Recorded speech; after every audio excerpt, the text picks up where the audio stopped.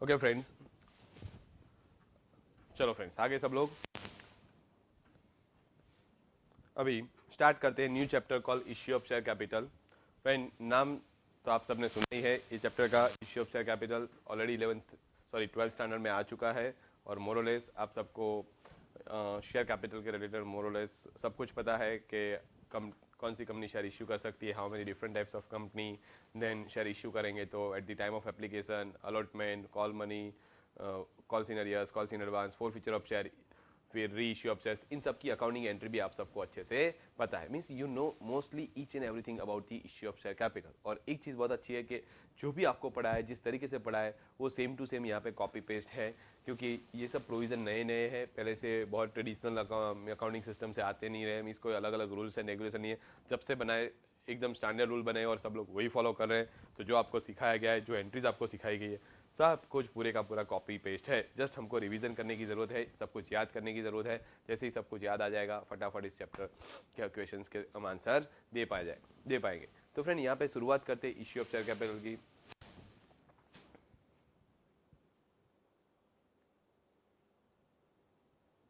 तो फ्रेंड यहाँ पे यस वाराणसी श्योर 100% के, क्योंकि मुझे भी पता है कि आपको पता तो होता है, बट मोस्टली स्टूडेंट भूल जाते हैं कि क्या पढ़ा है, कैसे पढ़ा है, क्यों पढ़ा है। के तो मैं जब भी पढ़ाऊंगा डिटेल लॉजिक के साथ ही पढ़ाऊंगा, क्योंकि आज तक आपने पढ़ा होगा बट उसके पीछे लॉजिक क्या है वो आपको वो कंसेप्ट क्लैरिटी नहीं है। तो यहाँ पे मैं कंसेप्ट क्लैरिटी आपको देने वाला हूँ, so don't worry about it. Okay friend, अभी क्या करो, क्योंकि आपकी स्पाइरल वाले जो है सब कुछ बंद कर दो, रिलैक्स हो जाओ, एकदम रिलैक्स। जो भी आपके माइंड में है उसको बाहर आने दो कि इसमें क्या आंसर आएगा। मैं पूछता हूँ तो सोचो वहाँ पे क्या आना चाहिए, और यहाँ पे आंसर देने का ट्राई भी करो, कीबोर्ड से फटाफट आंसर भी दो।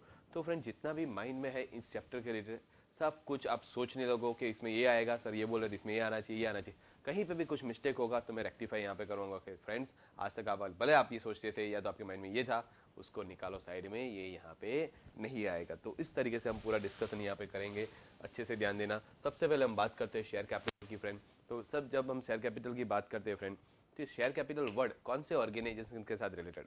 Is it related with the proprietorship firm, partnership firm या कंपनी? क्या आएगा? तुरंत आप बोलोगे sir company. Yes, and you all are absolutely right. और जब हम कंपनी की बात करते हैं फ्रेंड, मैं आपको पूछूंगा कि how many different types of companies are there, तो तुरंत आप सब लोग आंसर दोगे कि sir there are two types of company. एक होता है प्राइवेट कंपनी, तो दूसरा होता है पब्लिक कंपनी। यस और नो? तो कि यस फ्रेंड, तो कि दो तरीके का कंपनी होता है, एक है प्राइवेट कंपनी तो दूसरा है पब्लिक कंपनी। तो तुरंत आप आंसर दोगे private company and public. Friend is there any difference between these two? क्या इन दोनों के बीच में कोई डिफरेंस है? Is there any difference between these two company? Voice problem please solve. सबको वॉइस प्रॉब्लम आ रहा है? हिम्मतनगर बराबर आवाज आ रहा है?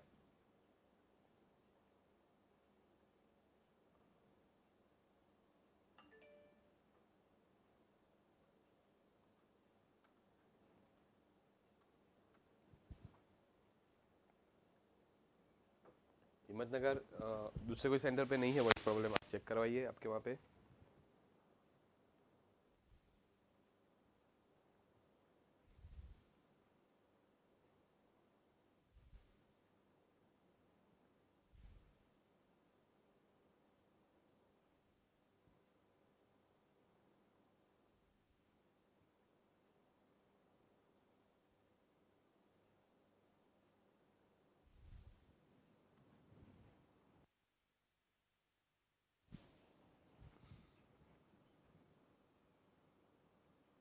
ओके चलो, तो फ्रेंड हम जब बात करते हैं प्राइवेट कंपनी की और पब्लिक कंपनी की, there are two types of company. ये दो कंपनी में क्या कोई डिफरेंस है? तो कि यस डिफरेंस है, इसीलिए तो अलग अलग कंपनी है। क्या डिफरेंस है फ्रेंड बताइए, what is the difference between this two? इन दोनों के बीच में क्या डिफरेंस है?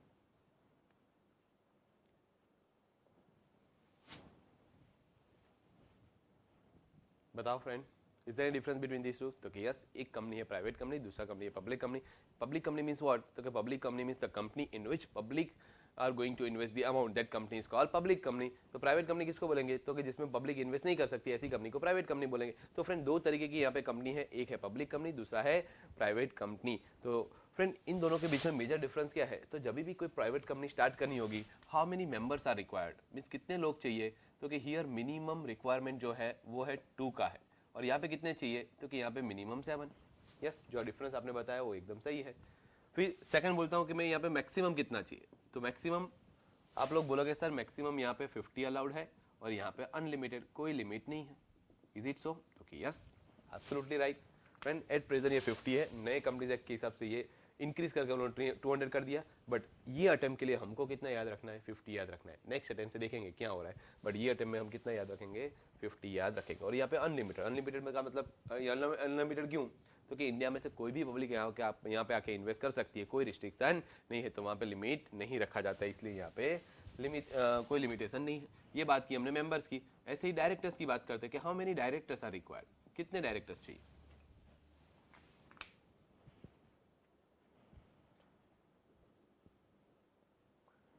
हिम्मतनगर हमने कुछ पढ़ा ही नहीं है, तो रिपीट करने का कोई सवाल ही नहीं, जस्ट इतना डिस्कस किया कि कंपनी में दो तरीके की कंपनी होती है, एक प्राइवेट कंपनी, दूसरा public company, that's it. Okay okay, कितने डायरेक्टर होने चाहिए, तो कि in case of minimum category, minimum में डायरेक्टर्स में क्या आएगा, 2 आएगा, यहाँ पे कितना आएगा, 3 आएगा। व्हाट अबाउट सॉरी मैक्सिमम तो हमारे यहाँ पे कोर्स में है ही नहीं, तो मिनिमम यहाँ पे कितने चाहिए, 2 चाहिए, और यहाँ पे कितने चाहिए, 3 चाहिए। Very good. दूसरा एक डिफरेंस आया, क्या डिफरेंस है, very good, paid up capital. Paid up capital कितना है, तो पेड अप कैपिटल यहाँ पे है फ्रेंड 1 लाख और 5 लाख, सही है जिसने भी बताया, 1 लाख 5 लाख, वेरी गुड। फिर यस, गवर्नमेंट होल्डिंग, एक स्टूडेंट बताया सर गवर्नमेंट होल्डिंग, यहाँ पे गवर्नमेंट का 51% होल्डिंग होगा, यहाँ पे 51% नहीं होगा।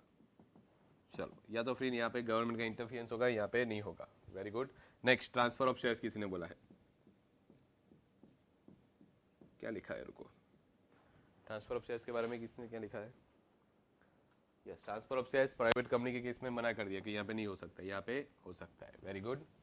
फिर नेक्स्ट क्या लिखा है, यस वेरी गुड, एक स्टूडेंट ने लिखा है सर यहाँ पे लिमिटेड वर्ड आएगा, और यहाँ पे सॉरी यहाँ पे प्राइवेट लिमिटेड वर्ड आएगा, और यहाँ पे लिमिटेड वर्ड आएगा। Very good, public limited word नहीं आएगा, जस्ट लिमिटेड लिखते हैं। जस्ट लिमिटेड है तो पब्लिक कंपनी, प्राइवेट लिमिटेड है तो प्राइवेट लिमिटेड, तो यहाँ पे friend limited private limited word आ गया। इज देयर एनीथिंग एल्स, तो कि मोरलेस सब डिफरेंसेस वहाँ पे आ गए। प्रॉस्पेक्टस कौन इश्यू कर सकता है, पब्लिक कंपनी, क्यों, तो कि कंपनी पब्लिक कंपनी को अपने शेयर्स पब्लिक को ऑफर देना है प्रॉस्पेक्टस के थ्रू, इसलिए यहाँ पे आएगा, यहाँ पे नहीं, वो तो समझ सकते बराबर। ओके, तो फ्रेंड आपने ये अलग अलग डिफरेंसेस बताए, मोस्टली सब डिफरेंसेस यहाँ पे सही है, कहीं पे भी कुछ मिस्टेक भी है, वो मिस्टेक हम बाद में डिस्कस करेंगे। सबसे पहले हम बात करते हैं ये वाले लाइन की, यहाँ पे private limited and limited. Friend in दोनों के केस में लिमिटेड वर्ड आ रहा है, ये लिमिटेड वर्ड का मीनिंग क्या, what is the meaning of it, why we are required to return at the end of the name as an limited, क्यों ये लिमिटेड वर्ड वहां पे लिखना पड़ता है फ्रेंड, बोलो फ्रेंड। तो कि लिमिटेड लायबिलिटी, किसकी लिमिटेड लायबिलिटी, किसकी लिमिटेड लायबिलिटी होगी फ्रेंड, यस मेंबर की, सही बात है, आपने जो बताया वो सही है कि यहाँ पे लिमिटेड लायबिलिटी वर्ड क्यों लिखा जाता है, क्योंकि यहाँ पे जितने मेंबर्स होते हैं उन सबकी लिमिटेड लायबिलिटी है। कि फ्रेंड देखो कि ये प्रोप्राइटरशिप फर्म, पार्टनरशिप फर्म, ये सब कुछ छोड़ के अब सब लोग अपने अपने कंपनियां क्यों बनाते हैं, why everybody is creating their private limited और पब्लिक लिमिटेड, तो कि they want to restrict their liability, कि हमारी लायबिलिटी यहाँ तक रिस्ट्रिक्ट है। जैसे कि मैं एक प्रोप्राइटरशिप बिजनेस कर रहा हूँ, अगर मैं प्रोप्राइटरशिप बिजनेस करूँ और उसमें बड़ा सा लॉस हो जाए, वो लॉस किसको बेयर करना पड़ेगा, मुझे अकेले को बेयर करना पड़ेगा, पूरे का पूरा मैं वो लॉस बेयर करूंगा। बट अगर ये ऑर्गेनाइजेशन पार्टनरशिप फॉर्म हुआ तो कि उसमें हर एक पार्टनर को, each and every partner is jointly and severally liable for each and every loss, इसमें आपको पर्सनल असेट भी सेल करके वो लॉस बेयर करना पड़ेगा। बट अगर इसकी जगह पे हमने कंपनी क्रिएट करके रखी और कंपनी में बड़ा सा लॉस हुआ तो किसको बेयर करना है, तो क्या कंपनी को खुद को बेयर करना है। Means in case of company the liability of share holder is limited, मेरी लायबिलिटी वहां पे कितनी, कि जितने रुपए के शेयर्स मैंने लिए हैं, means whatever amount I have agreed upon over there, कि मैं कंपनी में इतना इतना शेयर ले रहा हूं, मेरी लायबिलिटी उतनी, उससे ज्यादा मेरी लायबिलिटी नहीं है। वंस आई हैव,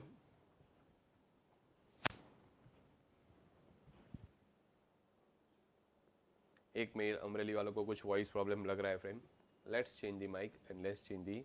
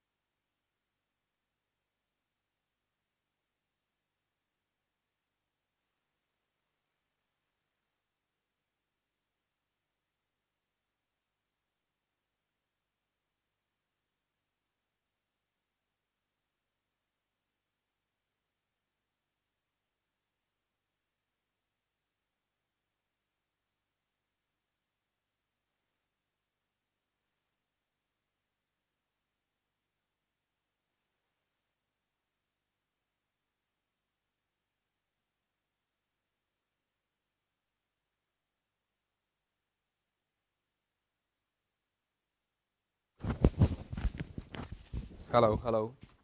तो फ्रेंड यहाँ पे हम लोग बात कर रहे थे लिमिटेड लाइब्रेरी। तो लिमिटेड लाइब्रेरी कितनी किसकी? तो कि मेंबर्स की, ओनर की लिमिटेड लाइब्रेरी। जैसे कि एक कंपनी है, मैंने मेरी पापा की कंपनी बनाई, मेरे पापा ने 50,000 के शेयर्स लिए, मैंने 50,000 के शेयर्स लिए। अगर ये कंपनी में बड़ा सा कोई लॉस हो जाएगा फ्रेंड, तो उस कंपनी में अगर कोई भी बड़ा सा लॉस हुआ तो मेरे को कितना बेयर करना पड़ेगा? तो कि उस कंपनी में हम लोगों को 50,000 रुपया बेयर करना है, उससे ज़्यादा कुछ नहीं। उसके साथ उसके अलावा जो भी ध्यान में रखना है, किसको ध्यान में रखना है? कंपनी को। तो फ्रेंड इज इट सो? तो कि यस, कि हमने इतने के शेयर्स लिए, शायद हमारा जो कैपिटल इन्वेस्ट किया है, कंपनी के पास पैसा नहीं होगा eight the time of liquidation, वो पैसा शायद वापस नहीं आएगा, इतना मेरा लॉस, उससे ज्यादा मेरा कोई लॉस नहीं है। तो ऐसा क्यों? Proprietorship firm and partnership firm में ऐसा नहीं है, बट यहाँ पे ऐसा क्यों? What is the reason behind it? तो क्या रीजन ये है कि company is consider as an separate legal entity in the eyes of law, while in case of partnership firm and proprietorship firm this is not the case. वहां पे उसको legal entity नहीं माना जाता, means it is not separate legal entity in the eyes of law. ऐसा क्यों?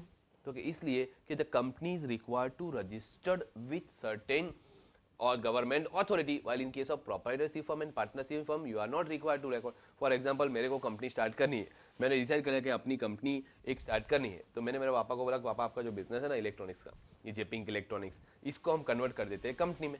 तो मेरे पापा ने बोला कि अगर कंपनी में कन्वर्ट ही कर रहा है तो अच्छा सा वेल नोन नाम रखना, जैसे ही नाम कोई पढ़ता है तो लगना चाहिए कि नहीं ये रिप्यूटेड कंपनी है, इस कंपनी में से कुछ परचेज करते। मेरे बोला हाँ सर पापा, मेरे माइंड में अच्छा सा नाम है और मैं तो वही नाम रखना है। तो मेरे पापा ने बोला कौन सा नाम है तेरे माइंड में? मैंने बोला मेरे माइंड में है रिलायंस इंडस्ट्री लिमिटेड। कौन सा नाम रखना है? Reliance industry limited. हंस रहे हो आप लोग, है ना? दिखाई दे रहा है मेरे को यहाँ पे, भले डायरेक्टली नहीं देख सकता बट पता चल गया मेरे को।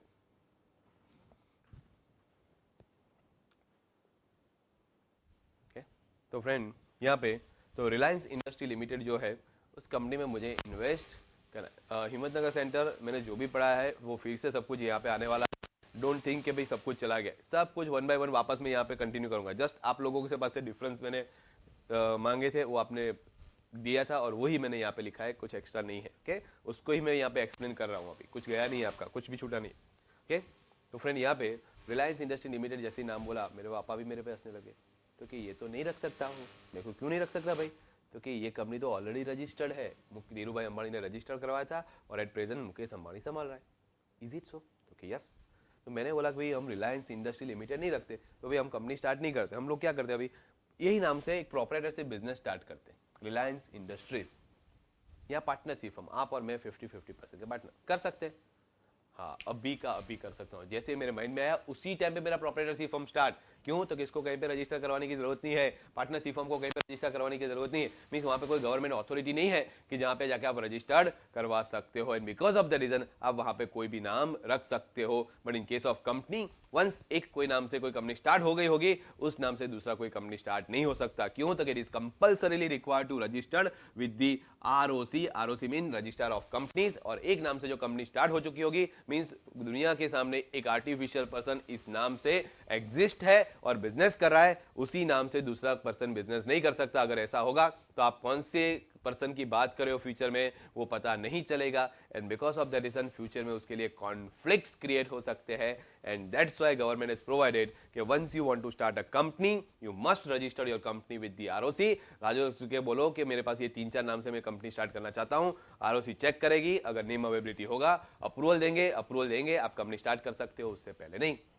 तो फ्रेंड यहाँ पे कंपनी के केस में क्या होता है, कंपनी को रजिस्टर करवाना पड़ता है। आरओसी को डॉक्यूमेंट देंगे, डॉक्यूमेंट देने के बाद वो नेम अप्रूवल देंगे, नेम अप्रूवल के बाद उसको दूसरे डॉक्यूमेंट देने पड़ेंगे, like memorandum of association, articles of association, फिर डायरेक्टर का डिटेल्स, रजिस्टर ऑफिस का डिटेल्स, ये सब कुछ प्रोवाइड करने के बाद फ्रेंड, ये सब कुछ प्रोवाइड करने के बाद उनको लगा कि नहीं भाई ये जितने भी पर्सन है वो सब लोग जेन्यून है, उनको कोई प्रॉब्लम नहीं है। तो फ्रेंड ये सब कुछ देखने के बाद अगर कंपनी को लगता है कि नहीं ये आरओसी को लगता है कि ये सब कुछ जेन्यून डिटेल इन्होंने सबमिट की है, जैसे वो लोग को लगाएगा ये सब कुछ जेन्यून है, they will give a approval to you कि भाई नहीं ये कंपनी जो है वो यहाँ पे हम लोग अप्रूवल देते हैं, आपको एक सर्टिफिकेट देते हैं which is known as certificate of income. Means उनको जब सब कुछ जेन्यून लगेगा वो लोग एक सर्टिफिकेट इश्यू करेंगे जिसका नाम है सर्टिफिकेट ऑफ इनकॉर्पोरेशन। और जैसे ही आपको सर्टिफिकेट ऑफ इनकॉर्पोरेशन मिला फ्रेंड, उस दिन से आपके ऑर्गेनाइजेशन को क्या बोला जाएगा, इनकॉर्पोरेटेड एसोसिएशन। और जिस दिन से ये ऑर्गेनाइजेशन इनकॉर्पोरेट हो गया फ्रेंड, उसी दिन से your company is consider as an separate legal entity in the eyes of law. Why it is considered as a separate legal entity in the eyes of law? क्योंकि एक artificial person in the eyes of law create हो गया and उस दिन से वो अपना एक सेपरेट एग्जिस्टेंट वहाँ पे प्रेजेंट करेगा। जब भी कंपनी काम करेगी अपने नाम से काम करेगी, कोई कॉन्ट्रैक्ट करेगी अपने नाम से करेगी, कोई इसके साथ कॉन्ट्रैक्ट करेगा, एग्रीमेंट करेगा कंपनी के नाम से करेंगे, कोई भी केस करना है कंपनी के नाम से होगा, कोई अपने पे केस करेगा तो कंपनी के नाम पे करेगा। उस कंपनी के डायरेक्टर मेंबर को उनके साथ कोई इन्वॉल्वमेंट लेने की जरूरत, उनके ऊपर कोई केस नहीं कर सकता। और देखो कि सब लोग अपना डे बाय डे सब लोग अपना लायबिलिटी डिक्रीज करना चाहते हैं। देखो अपने अरिहंत की बात करो, अरिहंत इंस्टीट्यूट क्या है तो क्या प्राइवेट लिमिटेड है। Why private limited? पहले अरिहंत इंस्टीट्यूट नाम हुआ करता था, शायद प्रोप्राइटरशिप फर्म और पार्टनरशिप फर्म होगा पहले, बट सब लोगों को अपना लायबिलिटी डिक्रीज करना है, इसलिए उन्होंने भी किया। यहाँ पे भी ऑर्गेनाइजेशन क्या हो गया तो कि बड़ा ऑर्गेनाइजेशन होता गया, जैसे ऑर्गेनाइजेशन बड़े होते जाते हैं अपनी लायबिलिटी इंक्रीज होती जाती है, तो उसको रिस्ट्रिक्ट करने के लिए मेंबर्स क्या करते हैं तो कि प्राइवेट लिमिटेड के कल जाके किसी स्टूडेंट ने हमारे पे केस कर दिया, अगर प्रोप्राइटरशिप फर्म या पार्टनरशिप फर्म है किसको जेल में जाना पड़ेगा तो कि प्रोप्राइटर को या पार्टनर्स को जेल में जाना पड़ता है। बट अगर प्राइवेट लिमिटेड हुआ तो केस किसके ऊपर हुआ तो क्या जैसे ही आप केस करने आओगे हम लोग आपको बोल देंगे भाई देखो हमारी कंपनी का नाम अरिहंत इंस्टीट्यूट प्राइवेट लिमिटेड है, आपने इसमें इन्वेस्टमेंट लिया है, आपने इसमें फीस पे की है, इसके साथ आपका कॉन्ट्रैक्ट, अगर आपको कोई प्रॉब्लम है तो कंपनी के ऊपर केस करो, हमारे ऊपर नहीं। मीन्स आप कंपनी को जेल में ले जाओ, अपने को नहीं। तो कौन ले जाएगा कंपनी को जेल में? क्या कंपनी दिख रही है कहीं पे तो कह रही आर्टिफिशियल पर्सन है, it is invisible intangible but still it is having existence in the eyes of law. बराबर, ये इंटेंजिबल है, इन विजिबल है, फिर भी it is having existence in the eyes of law. So in case of company friend याद रखना कि company is one type of artificial person which is invisible intangible but still having existence in the eyes of law. और ये जो company है friend, ये company जो है उसका एक सेपरेट लीगल एग्जिस्टेंस होगा, उसके मेंबर से, उसके बाकी सब में ओनर से, शेयर होल्डर से, उनके ओनर से और उसके शेयर होल्डर से एक separate legal entity in the eyes of law. तो फ्रेंड ये एक जो हमने डिस्कशन किया कि जिस दिन ये सर्टिफिकेट ऑफ इनकॉर्पोरेशन इनको मिल गया, इन उस दिन इसको ये दो कैरेक्टरिस्टिक मिल जाएगा और कंपनी अपने हिसाब से काम करेगी। अभी हम बात करते हैं कि कंपनी आर्टिफिशियल पर्सन है, तो हम क्या है तो क्या हम लोग नेचुरल पर्सन है फ्रेंड, और ये कंपनी क्या है आर्टिफिशियल पर्सन है। क्या ये नेचुरल पर्सन की कोई डेट फिक्स है तो क्या थोड़ा अनसर्टेन है, बट फिक्स है कि आज नहीं तो कल हमारी डेट होने वाली है, थोड़ी जल्दी या थोड़ी बाद में जो भी है, बट नेचुरल पर्सन की डेट फिक्स होती है। What about artificial person? Yamraj आएंगे लेने के लिए, कहाँ है भाई, कहाँ है रिलायंस, दिख नहीं दे रहा है, कहाँ है, हटो हटो सब साइड में, दिखेगा नहीं, आर्टिफिशियल पर्सन है। यमराज आके ले जाएंगे तो किसको ले जाएंगे? क्या सर्टिफिकेट ऑफ इनकॉर्पोरेशन? 5 कॉपी करवा के रख दूंगा, एक ले जाएगा तो दूसरा निकाल के रख दूंगा। और अभी तो जेरोक्स कॉपी भी मस्त होती है, कलर जेरोक्स करवाओ, किसी को पता नहीं चलेगा ओरिजिनल है या डुप्लीकेट, बराबर ना। तो के फ्रेंड जब भी कोई कंपनी बनती है उसका कोई एंड नहीं है, उसकी कोई लाइफ खत्म कभी भी नहीं होती, एक्सेप्ट कि आप कंपनी को लिक्विडेट करो, एक्सेप्ट कि आप कंपनी को बंद करो। For example Reliance industry limited है, किसने स्टार्ट किया था? धीरू भाई अंबानी ने स्टार्ट किया। धीरू भाई अंबानी 10 साल पहले चल बसे, क्या कंपनी को साथ में लेके गए? बेटे को बोल दिया कि बेटा आधा रिलायंस इंडस्ट्री इस साइड में डाल देना और आधा इस साइड डाल देना, मैं साथ में लेके जाऊंगा। ऐसा हुआ क्या? वो चल बसे तो कंपनी बंद हो गई? नहीं, company is a separate legal existence. Company के मेंबर आएंगे जाएंगे, बदल जाएंगे, चेंज हो जाएंगे, अनसाउंड माइंड हो जाएंगे, कंपनी को कोई फर्क नहीं पड़ता है। धीरू भाई अंबानी ने जिसने कंपनी स्टार्ट किया था, main owner, main promoter, main करता हरता ऑफ द कंपनी, डेथ हो गई, क्या हुआ? कंपनी बंद हो गई? नहीं, वो चले गए तो दूसरा कोई आ जाएगा। कंपनी सेपरेट है, उसके मेंबर चेंज हो जाते हैं, डायरेक्टर चेंज हो जाते हैं, मैनेजिंग डायरेक्टर चेंज होता है, कोई फर्क नहीं पड़ता है कंपनी को। आज नहीं तो कल कोई ना कोई तो कंपनी को चलाएगा ही चलाएगा। इसी रीजन के साथ सब लोग वहां पे कंपनी क्रिएट करते हैं। And company is always having perpetual life, forever life, जिसका कोई एंड नहीं है। ऐसी लाइफ को क्या बोलते हैं? Perpetual life, and that is called perpetual. तो company is always having perpetual succession friend. So याद रखना कि company is having perpetual succession, इसका कोई एंड नहीं है, इसका कोई पहले से इंटेंशन नहीं होता कि इसी दिन बंद होगी। Means company is required to be close as and when company is going to be liquidated और वाइंड अप, तब तक इसका कोई एंड नहीं है। That is called perpetual succession. तो फ्रेंड ये तीनों कैरेक्टरिस्टिक के बेस पे हमको इतना पता चला कि company is separate legal existence in the of law. वो कॉन्ट्रैक्ट करेगी तो खुद के नाम से करेगी, कोई उसके ऊपर कॉन्ट्रैक्ट कर मींस कोई इसके ऊपर केस करेगा तो कंपनी के नाम पे करे। अभी कोई मैटर चल रहा है, कॉन्ट्रैक्ट करना है और कंपनी को खुद को साइन करना है, कैसे साइन करेगी कंपनी? क्या कंपनी खुद साइन कर सकती है? तो कंपनी तो आर्टिफिशियल पर्सन है, कैसे साइन करेगी फिर कंपनी? कैसे होगा फ्रेंड ये?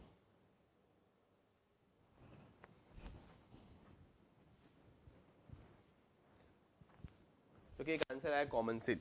ये क्या है कॉमन सील फ्रेंड, कोई बताएगा? अमरेली सेंटर, आपने कॉमन सील लिखा है तो बताइए व्हाट इज कॉमन सील।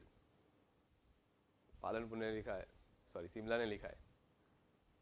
मोहर, स्टैम्प, ऑर्थोराइजेशन, ओके। मीन्स एक तरीके का ऑर्थोराइजेशन, कोई ना कोई ऑर्थोराइज करना चाहिए। मीन्स कंपनी का स्टैम्प कहीं पे लगा होगा या कंपनी के ऑर्थोराइज पर्सन की साइन होगी और उसके साथ स्टैम्प होगा तो उसको बोलेंगे कंपनी का ऑर्थोराइजेशन हो गया, कंपनी ने कॉन्ट्रैक्ट कर दिया। इज इट सो? तो क्या देखते हैं फ्रेंड एक एग्जाम्पल के थ्रू। फॉर एग्जाम्पल, जैसे कि मैं एक बहुत अच्छी सी बात बता दूँ, मेरे माइंड में भी जैसे आप जैसे सोच रहे हो कि कॉमन सील क्या होता है, और वैसे भी मेरे माइंड में एक दिन आइडिया आया था कि रिलायंस जो है, रिलायंस कंपनी के शेयर्स मेरे पास है। मीन्स मैं भी कंपनी का ओनर हूँ और मुकेश भाई भी कंपनी के ओनर है, बट उनके पास थोड़े शेयर ज़्यादा है। मीन्स वो कंपनी के मेन ओनर है और मैं कंपनी का एक छोटा सा ओनर हूँ, बट दोनों कंपनी के ओनर तो हुए। यस, तो दोनों कंपनी रिलायंस कंपनी के मालिक है। बट मैंने सोचा यार उनके पास दुनिया का सबसे महंगा हाउस है और मेरे पास कुछ भी नहीं है। तो मैंने सोचा क्या मैं इतना जल्दी पैसे वाला नहीं बन सकता जितना मुकेश अंबानी स्पीड में बने? क्या उनके जितना पैसा वाला मैं नहीं बन सकता? तो एक दिन इच्छा हो गई कि कैसे करें यार, कुछ ना कुछ तो ऊपर नीचे करना पड़ेगा। तो एक दिन क्या हुआ कि रिलायंस का एनुअल रिपोर्ट मेरे घर पे आया था, क्योंकि कंपनी का मालिक हूँ, मेंबर हूँ, शेयर होल्डर हूँ, शेयर होल्डर के घर पे एनुअल रिपोर्ट आएगा। वहाँ पे हमने एनुअल रिपोर्ट में देखा कि वहाँ पे मैंने देखा कि लास्ट पेज जो था बैलेंस शीट और ये फिनेंशियल रिपोर्ट का, उस लास्ट पेज पे मुकेश अंबानी ने साइन किया हुआ था और वहाँ पे इस कंपनी का राउंड सील भी अवेलेबल था। तो वो देख के मेरे माइंड में आइडिया है कि क्या ये सील एंड ये ऑथोराइज पर्सन मुकेश अंबानी जो कंपनी का बैलेंस शीट साइन कर सकता है तो कोई भी डॉक्यूमेंट साइन कर सकता है, तो इसके बेस पे मैं पैसे वाला नहीं बन सकता? तो केस बन सकते हैं। तो मैंने क्या सोचा कि जैसा रबर स्टैम्प वहाँ पे है ना, वैसा ही रबर स्टैम्प बनवा लेता हूँ।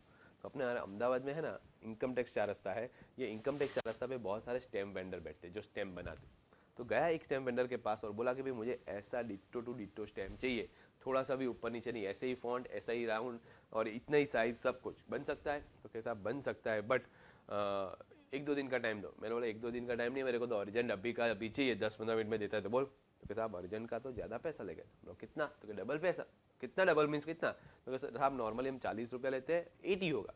मैंने बोला 80 नहीं, तेरे को 100 रुपया देता हूँ, ले ये 100 का ककड़ता नोट, और याद रख कि मेरे को अभी का अभी स्टैम्प बना के दे। तो कैसा आप पैसे रखो, मैं बना के आता हूँ, खुश हो तो दे देना पैसे, बाकी नहीं। ठीक है, हो गया। 10-15 मिनट में आया, सेम टू सेम स्टेप, एक छोटा सा भी ऊपर नीचे नहीं। क्या वो स्टैम्प बना के देगा मेरे को? पहले तो ये बात है।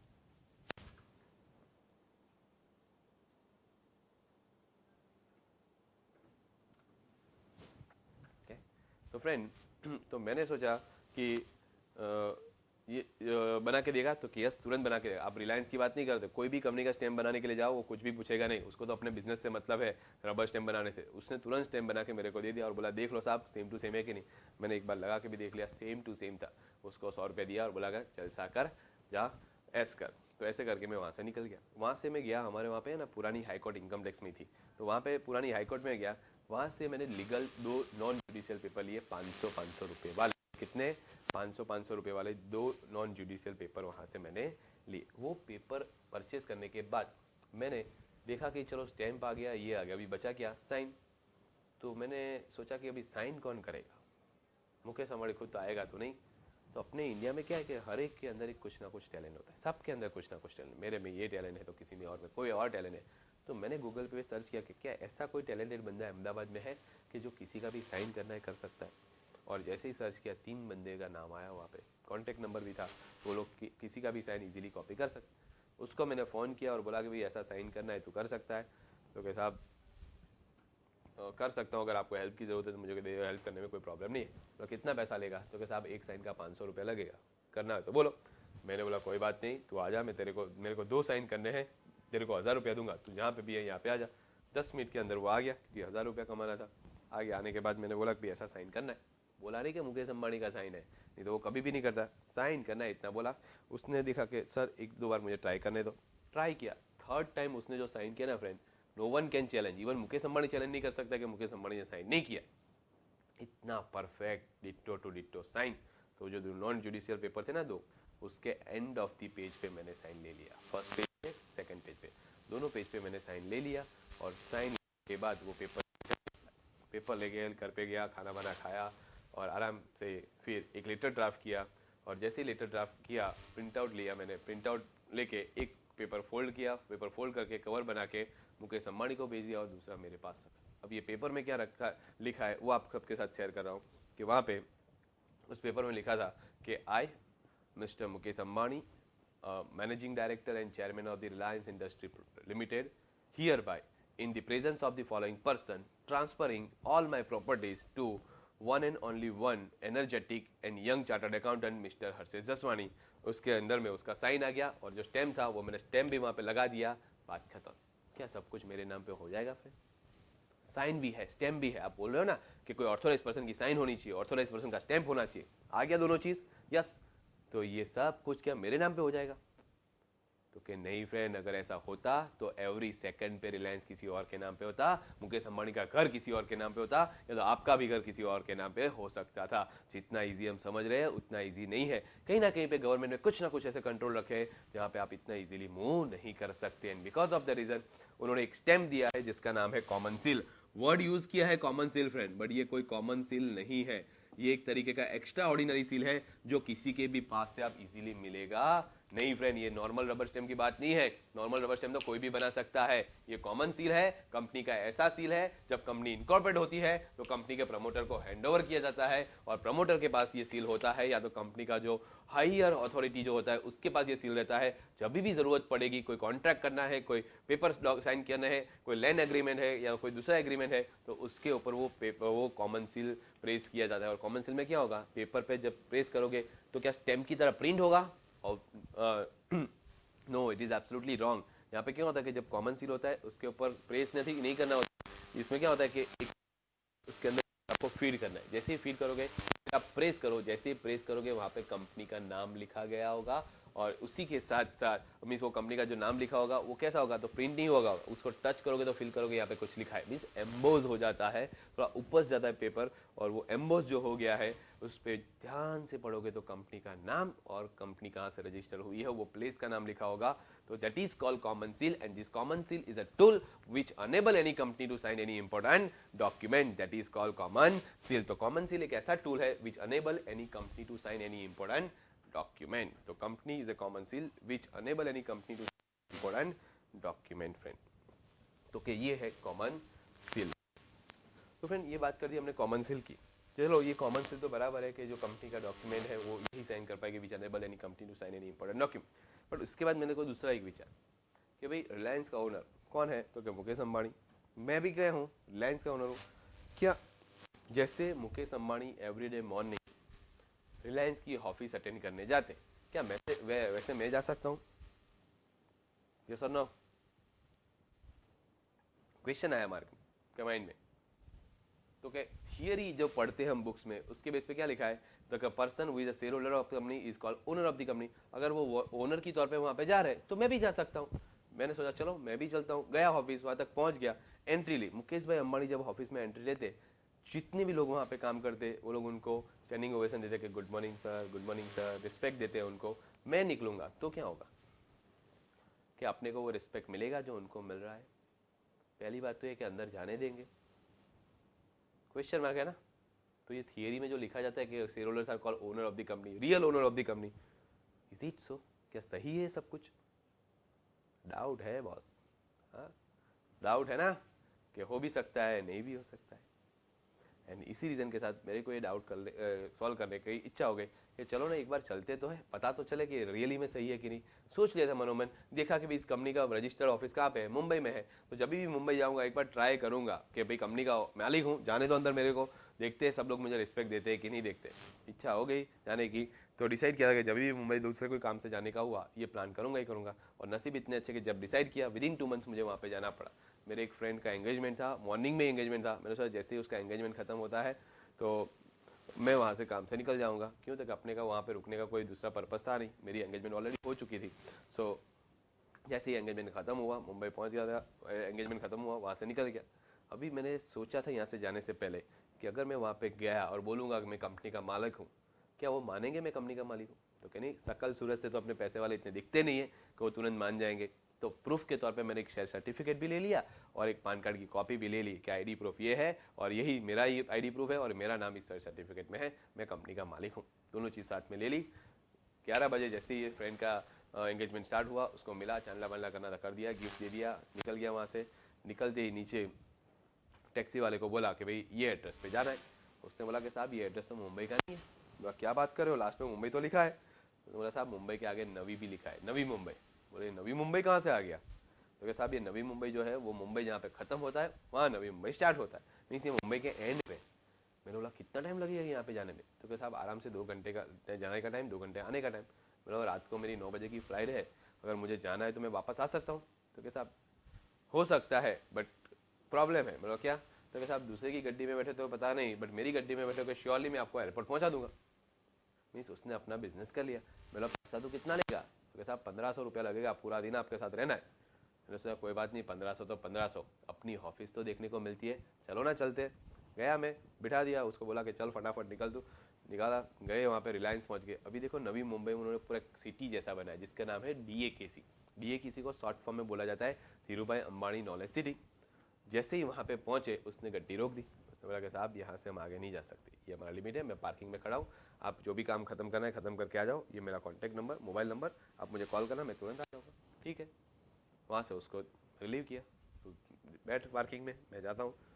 गेट पे एंट्री लेनी थी, क्या होगा वहाँ पे, कौन रोकेगा सबसे पहले मेरे को? तो कि जैसे ही वहाँ पे पहुँचा, कंपनी वहाँ पे कौन रोकेगा? सिक्योरिटी गार्ड रोकेंगे। मीन्स वहाँ पे गार्ड्स रोकेंगे मुझे कि भाई आप अंदर मत। मीन्स सिक्योरिटी गार्ड ने मुझे रोक दिया कि यस किसका काम है, कहाँ पे जाना है, कौन हो? मैंने बोला how dare you ask this question to me, अपने मालिक के साथ ऐसे बात करते? धमका दिया तो बेचारा टेंशन में आ गया। फिर सर आप मालिक हो? मुझे पता ही नहीं आप मालिक हो। सॉरी सर मैं नया नया हूँ, मुझे पता ही नहीं था, गलती से मैंने आपको ये क्वेश्चन। बेचारा घबरा गया, मनोमन सोचा था कि रोज साला यहाँ पे नया मालिक आता रहता है। क्यों? क्योंकि जो DAKC है ना फ्रेंड, इस DAKC में एक सिटी जैसा जो बना है, उसमें इस कंपनी की जितनी भी सब्सिडरी कंपनी है उन सब कंपनी का हेडक्वार्टर वहाँ पे। मीन्स हर एक कंपनी का मालिक कोई और होगा, हर एक कंपनी कोई और संभाल रहा होगा, और उस कंपनी का जो भी आता होगा उसको क्या बोलता होगा, ये कंपनी का मैं मालिक हूँ। तो फ्रेंड उसको लगा कि अपना टेंशन लेने वाली बात है। उसने बोला कि सामने वो रिसेप्शन पे जो बैठे हैं ना, आप उनको मिल लीजिए, वो आपको प्रॉपर्ली गाइड करेंगे, मुझे ज़्यादा कुछ पता नहीं। मैंने ठीक है कोई बात नहीं। मीन्स मैंने एक पड़ाव पार किया, क्रॉस करके अंदर गया, रिसेप्शन काउंटर पे गया। उन्होंने बोला वही क्वेश्चन, यस कौन, किसका काम है, किसको मिलना है? मैंने बोला मुकेश बैठा है। पहले बोला कौन मुकेश? बोला मुकेश अंबानी की बात कर रहा हूँ, ठीक से बात कर। चौंक गया, कौन आया? मैं बोला कंपनी का मालिक हूँ, I am the share holder of the Reliance industry limited. कहाँ पे बैठा है मुकेश? थोड़ी देर तो वो टेंशन में आ गया कि ये कौन है, मुकेश सर को मुकेश बोल रहा है डायरेक्टली, मुकेश भाई भी नहीं, मुकेश सर भी नहीं, दैट मीन्स ये कोई बड़ा आदमी लग रहा है। तो उसने बोला कि सर आप, बोला मैं कंपनी का मालिक हूँ, along with that I am chartered accountant, company में बहुत बड़ा सा प्रॉब्लम आने वाला है, इसलिए स्पेशली अहमदाबाद से आया हूँ। कहाँ पे बैठा है? तो सर आप मालिक? बोला ये देख मेरा शेयर सर्टिफिकेट, ये मेरा पैन कार्ड, दिखा दिया वहाँ पे, और उसको बोला कभी तो ट्रस्ट हुआ ना कि मैं कंपनी का मालिक हूँ? तो हाँ सर। तो उसने बोला कि सर यहाँ से आप आगे जाओ, वहाँ पे M विंग करके आएगा, M ब्लॉक आएगा, वहाँ पे आप टॉप फ्लोर पे चले जाना, वहाँ पे मुकेश अंबानी जी बैठे। ठीक है कोई बात नहीं। दूसरा पड़ाव पार किया हमने पहुँच गया मैं तो वहाँ तक, वहाँ पे गया, मेन M ब्लॉक में गया, उसके टॉप फ्लोर तक पहुँच गया। टॉप फ्लोर पे आया, तीसरा पड़ाव, वहाँ पे एक अच्छी सी रिसेप्शनिस्ट बैठी। बट फ्रेंड वो आपके लिए, मेरा तो नक्की हो गया था। ओके, टेंशन वाली बात नहीं अपनी।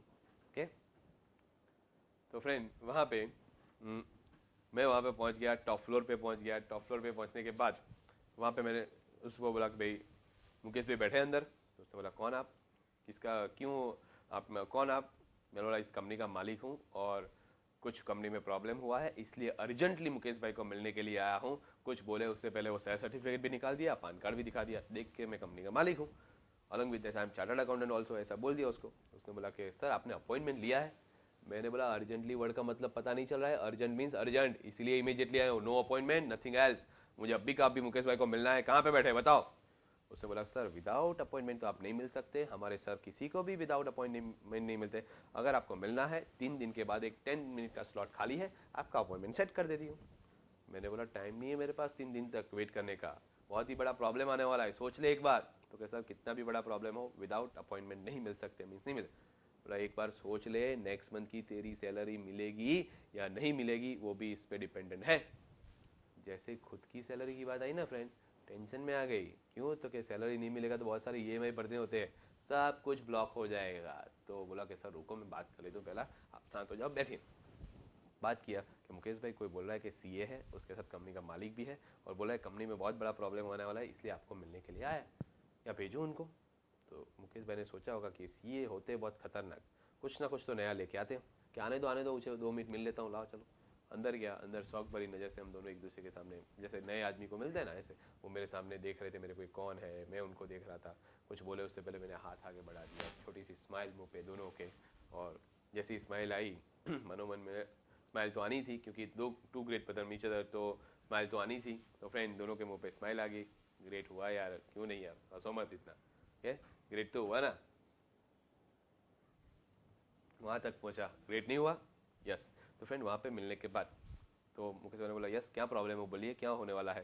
बोला देख साहब प्रॉब्लम को रखो साइड में, पहले तो मैं आपको सैल्यूट करना चाहता हूँ कि आप अकेले बैठे बैठे यहाँ पे रिलायंस की जितनी भी सब्सिडरी कंपनी है बहुत अच्छे से उसको संभाल रहे हो, और इतना अच्छे से संभाल रहे हो कि हर एक कंपनी में प्रॉफिट है। तो that is the salute on behalf of all the remaining share holder, कि आप अकेले बैठे बैठे ये अच्छे से इतने अच्छे से ये सब कुछ मैनेज करे हो, उसके लिए मैं आपको सैल्यूट कर रहा हूँ। तो मुझे लग रहा है कि आप सॉरी आपका जो डेडिकेशन है, आप जिस हार्ड वर्क और दिन रात मेहनत करके जो काम करे, इसलिए हम सब आपको सैल्यूट करते हैं। तो ये जस्ट पहले कहना था। और दूसरी बात ये कि हमको ऐसा लग रहा है कि आप बहुत काम करते हो, रात दिन मेहनत करते हो, तो हमको ऐसा फील हो रहा है कि आपने जो मेहनत की है और आप जो मेहनत कर रहे हो उसमें किसी ना किसी की सपोर्ट की ज़रूरत है, और इसीलिए मैं आया हूँ। तो कि आपने बहुत काम कर लिया, बहुत प्रॉपर्टी भी बना ली, अभी आपको कहाँ ज़रूरत है, इतना सारा पैसा है आपके पास, आप जाओ घर पे आराम करो, मैं बैठा हूँ यहाँ पे सब कुछ संभालने के लिए, मैं आ गया हूँ, मैं भी ओनर हूँ, आप भी ओनर हो, तो हम अंदर अंदर जो भी समझना है समझ लेंगे, बट अभी मुझे यहाँ पे बैठने तो जाओ। क्या करेंगे वो?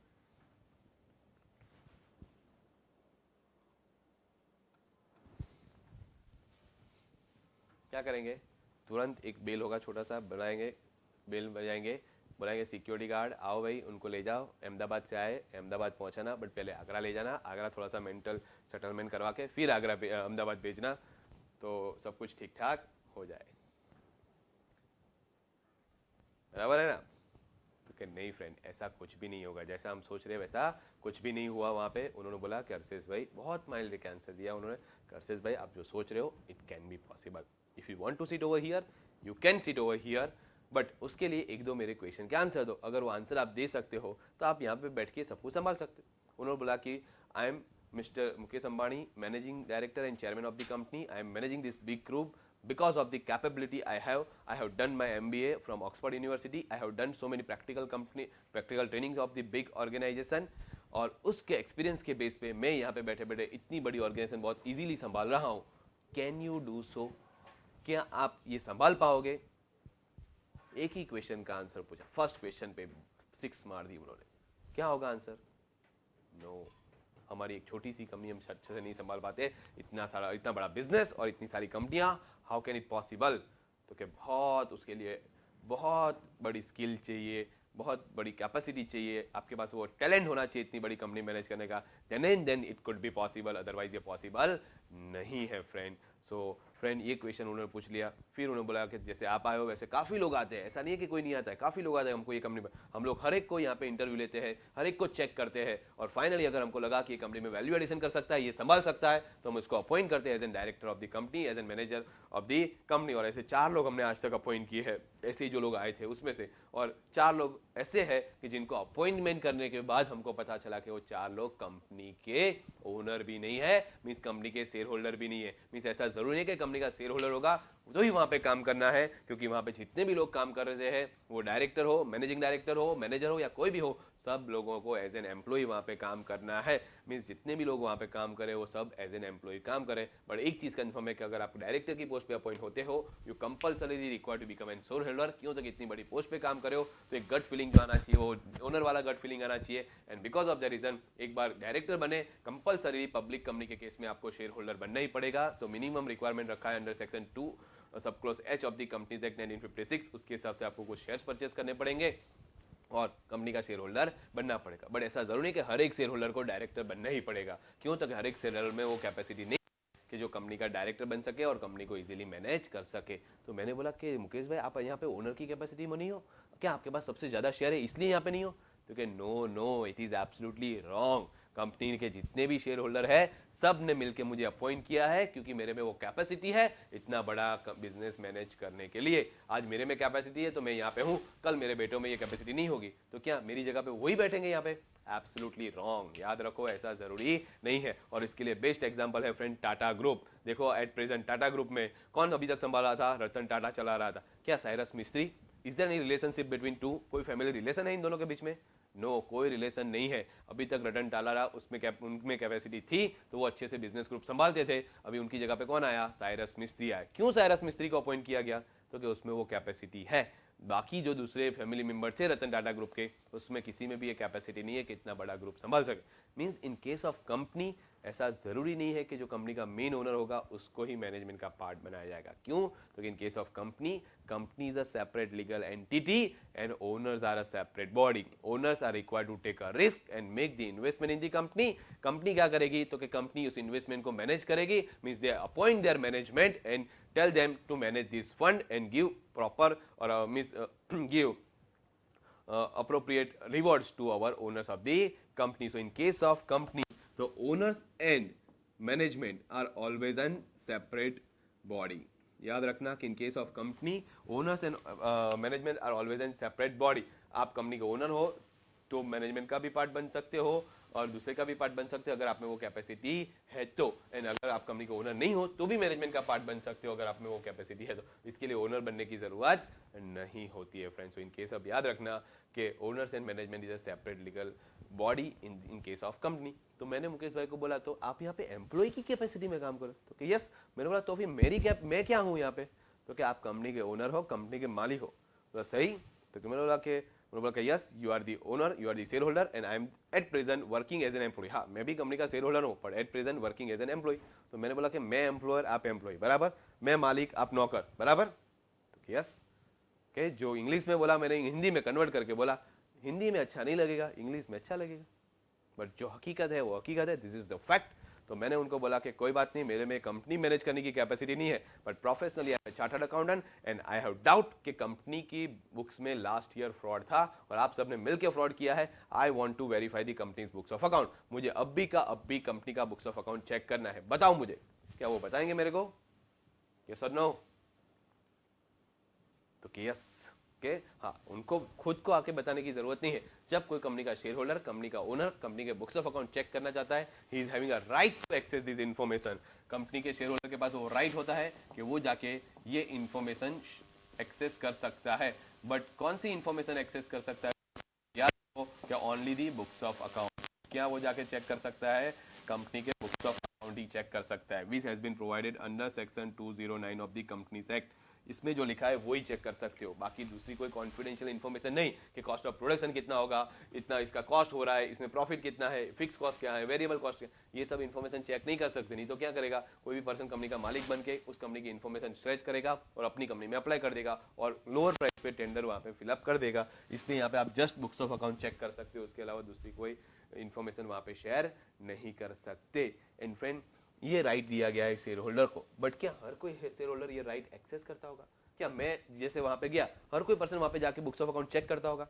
तो कि नो, ऐसा नहीं है फ्रेंड। वहां पे ऐसा वहां पे नहीं होता होगा। क्यों? तो कि किसी के पास इतना टाइम ही नहीं है। तो फ्रेंड, हमने जिस कंपनी में इन्वेस्ट किया, जिस कंपनी के हम मालिक हैं, who can give the assurance to us कि यहाँ पे जो चल रहा है वो सब कुछ सही चल रहा है। मीन्स वहाँ पे कंपनी में जो ये एम्प्लॉय संभाल रहे हैं, जितने भी लोग काम कर रहे हैं वो सब एम्प्लॉय, जो भी सब कुछ चल रहा है वो सही चल रहा है, कोई भी फ्रॉड नहीं है।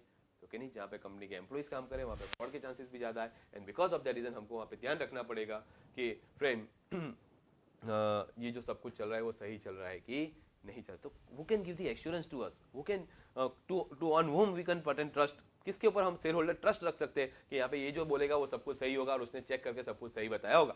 ऐसा कोई बंदा है इंडिया में, ऐसा कोई पर्सन है इंडिया में जिसके ऊपर ये लोग ट्रस्ट कर सके?